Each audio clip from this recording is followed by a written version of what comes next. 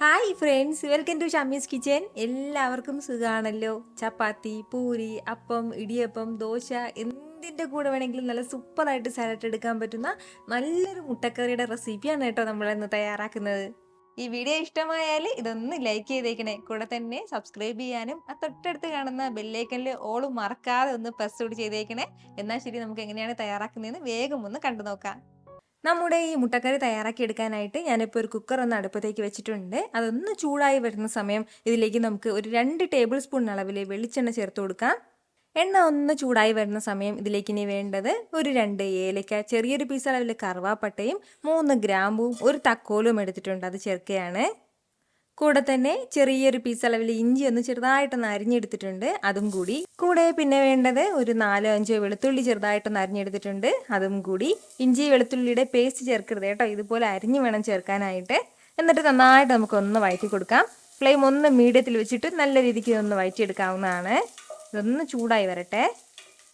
ഇതുപോലെ നമ്മുടെ ഇഞ്ചി വെളുത്തുള്ളി എല്ലാം നന്നായിട്ടൊന്ന് ചൂടായി കഴിഞ്ഞാൽ പിന്നെ വേണ്ടത് ചെറിയ സവാളയിൽ ഒരു 2 സവാള എടുത്തിട്ടുണ്ട്, അത് നീളത്തിൽ അരിഞ്ഞെടുത്തിട്ടുണ്ട്. വലുതാണെന്നുണ്ടെങ്കിൽ 1.5 സവാള മതിയാവും. സവാളയും ചേർത്തിട്ട് വീണ്ടും ചെറുതായിട്ടൊന്ന് വഴറ്റി കൊടുക്കാവുന്നതാണ്. കളറൊന്നും മാറണം എന്നുള്ള ആവശ്യമില്ല. നന്നായിട്ട് സവാള എല്ലാം ഒന്ന് ചൂടായി കിട്ടിയാൽ മാത്രം മതിയാവും.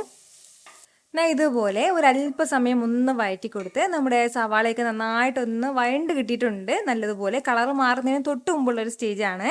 ഈ ഒരു സമയം ഇനി നമുക്കിതിലേക്ക് വേണ്ടത് പച്ചമുളകാണ്. നമ്മുടെ എരിവിനനുസരിച്ചിട്ടുള്ള പച്ചമുളക് ചേർക്കാം. ഞാനിപ്പോൾ ഒരു 3 പച്ചമുളകാണ് ഇതിലേക്ക് ചേർക്കുന്നത്. കൂടെ തന്നെ അത്യാവശ്യം വലിയ ക്യാരറ്റിൽ ഒരു ക്യാരറ്റ് ഇതുപോലെ ഒന്ന് വലുതാക്കിയിട്ടൊന്ന് അരിഞ്ഞെടുത്തിട്ടുണ്ട്, അതും കൂടി ചേർക്കാം. കൂടെ പിന്നെ വേണ്ടത് ഒരു ഉരുളക്കിഴങ്ങും ഒന്ന് അരിഞ്ഞെടുത്തിട്ടുണ്ട്, അതും കൂടി ചേർക്കുകയാണ്.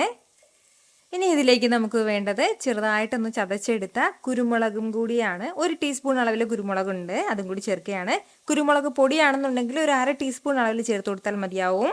കൂടെ ഒരു 1/2 ടീസ്പൂൺ അളവിൽ പെരിഞ്ജീരകം പൊടിച്ചത് ചേർത്ത് കൊടുക്കാം. ഒരു 1/4 ടീസ്പൂൺ ഗരം മസാല പൊടിച്ചതും കൂടി. കൂടെ ഒരല്പം കറിവേപ്പിലയും കൂടി ചേർക്കുകയാണ്. ഇത് ഇത്രയും ചേർത്തിട്ട് നല്ല രീതിക്ക് എല്ലാം കൂടി ഒന്ന് വഴറ്റി കൊടുക്കാവുന്നതാണ്. നന്നായിട്ട് നമ്മുടെ ഉരുളക്കിഴങ്ങും ക്യാരറ്റും ഒക്കെ ഒന്ന് ചൂടായി കിട്ടണം. മസാലയുടെ ആ ഒരു പച്ചമണം മാറി കിട്ടണം. ആ ഒരു സമയം വരെ മാത്രം ലൈറ്റായിട്ടൊന്ന് വഴറ്റി കൊടുത്താൽ മതിയാവും. ഇതിലേക്ക് ഇനി നമുക്ക് വേറെ മസാലകളുടെ ഒന്നും ആവശ്യമില്ല. ഇത്രയും മസാലകൾ മാത്രമേ നമ്മൾ ഇതിലേക്ക് ചേർക്കുന്നുള്ളൂ. ഇതുപോലെ നന്നായിട്ട് ഇതെല്ലാം കൂടി ഒന്ന് വഴറ്റിയെടുത്ത് കഴിഞ്ഞാൽ ഇനി നമുക്ക് ഒന്ന് വേവിച്ചെടുക്കണം. 1.5 കപ്പ് അളവിൽ 2 തേങ്ങാപ്പാലാണ് ഇതിലേക്ക് ചേർത്ത് കൊടുക്കുന്നത്. അപ്പോൾ 1 തേങ്ങാപ്പാൽ ഞാൻ മാറ്റി വെച്ചിട്ടുണ്ട്. ഒരുപാട് തേങ്ങാപ്പാൽ ഇതിലേക്ക് ചേർക്കരുത്, കുറച്ച് ഈ ഒരു 1.5 കപ്പ് അളവിൽ മാത്രം മതിയാവും. ഇനി ഇതിലേക്ക് ആവശ്യമായിട്ടുള്ള ഉപ്പും കൂടി ഒന്ന് ചേർക്കാം. ഇനി നമുക്ക് വേണ്ടത് ഫ്ലെയിം ഒന്ന് മീഡിയത്തിൽ വെക്കാം, എന്നിട്ട് ഒരൊറ്റ വിസിൽ മാത്രം വരട്ടെ. ഇപ്പോൾ ഇതിലെ ഒരു വിസിൽ വന്നിട്ടുണ്ട്. ഇനി നമുക്ക് ഫ്ലെയിം ഓഫ് ചെയ്ത് കൊടുക്കാവുന്നതാണ്. ഇനി ഇതിലെ കംപ്ലീറ്റ് പ്രഷറും ഒന്ന് പോകട്ടെ. ഇപ്പോൾ ഇതിലെ കംപ്ലീറ്റ് പ്രഷറും പോയിട്ടുണ്ട്. ഇനി നമുക്കിതൊന്ന് തുറക്കാവുന്നതാണ്. നല്ലതുപോലെ തന്നെ പെർഫെക്റ്റ് ആയിട്ട് നമ്മുടെ ഉരുളക്കിഴങ്ങും ക്യാരറ്റും എല്ലാം ഒന്ന് വെന്ത് കിട്ടിയിട്ടുണ്ട്. ഇത്രയും ആയിക്കഴിഞ്ഞാൽ ഇനി നമുക്ക് വേണ്ടത് മിക്സിയുടെ ചെറിയ ജാറിലേക്ക് ഒരു 2 ടേബിൾ സ്പൂൺ അളവിൽ അണ്ടിപ്പരിപ്പ് എടുത്തിട്ടുണ്ട്.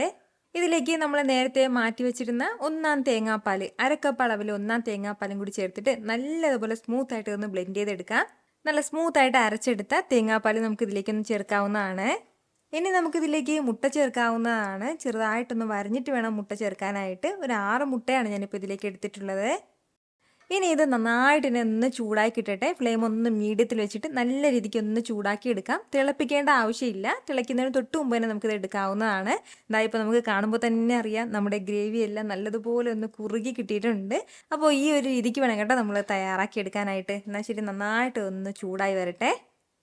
ഇതിപ്പോൾ തിളയ്ക്കുന്നതിന് തൊട്ട് മുമ്പുള്ള ഒരു സ്റ്റേജാണ്. നന്നായിട്ട് ഇതിനൊന്ന് ചൂടായിട്ടുണ്ട്. ഇത്രയും ആയിക്കഴിഞ്ഞാൽ ലാസ്റ്റിൽ നമുക്കിതിലേക്ക് ഒരല്പം കറിവേപ്പില ചേർത്ത് കൊടുക്കാം. വേണമെന്നുണ്ടെങ്കിൽ മല്ലിയില ചേർക്കാവുന്നതാണ്. കറിവേപ്പിലയും ചേർത്തിട്ട് ഒന്ന് ഇളക്കി എടുത്തിട്ട് നമുക്ക് നല്ല സൂപ്പറായിട്ട് ഒന്ന് സെർവ് ചെയ്യാവുന്നതാണ് കേട്ടോ. വളരെ രുചികരമായിട്ടുള്ളൊരു മുട്ടക്കറിയാണ്. ഉറപ്പായിട്ടും അടുത്ത പ്രാവശ്യം മുട്ടക്കറി തയ്യാറാക്കുമ്പോൾ നിങ്ങൾ ഇതുപോലെ ഒന്ന് ട്രൈ ചെയ്ത് നോക്കണം കേട്ടോ. ഇടിയപ്പത്തിൻ്റെയോ അപ്പത്തിൻ്റെ ദോശയുടെ അതുപോലെ തന്നെ ചപ്പാത്തി, പൂരി, നമുക്ക് ഇഷ്ടമുള്ള എന്തിൻ്റെ കൂടെ വേണമെങ്കിലും സൈഡായിട്ട് എടുക്കാൻ പറ്റുന്നതാണ്. വളരെ രുചികരമായിട്ടുള്ള ഒരു മുട്ടക്കറിയാണ്. ട്രൈ ചെയ്ത് നോക്കുന്നവരൊക്കെ മറക്കാതെ നിങ്ങളുടെ ഫീഡ്ബാക്ക് ഒന്ന് അറിയിച്ചേക്കണം. എത്ര രുചികരമായിട്ടും എളുപ്പത്തിലാണല്ലേ നമ്മൾ തയ്യാറാക്കി എടുത്തിട്ടുള്ളത്. അപ്പോൾ ഈ വീഡിയോ ഇഷ്ടമായാൽ ഇതൊന്ന് ലൈക്ക് ചെയ്യാനും കൂടെ തന്നെ നിങ്ങളുടെ ഫ്രണ്ട്സിനും ഫാമിലിക്കും എല്ലാവർക്കും ഇതൊന്ന് ഷെയർ കൂടി ചെയ്ത് കൊടുത്തേക്കണം. ഇതുപോലുള്ള റെസിപ്പിക്ക് വേണ്ടിയിട്ട് നമ്മുടെ ഷമീസ് കിച്ചൻ ചാനൽ ഫോളോ ചെയ്യാനും സബ്സ്ക്രൈബ് ചെയ്യാനൊന്നും ആരും മറക്കരുത്.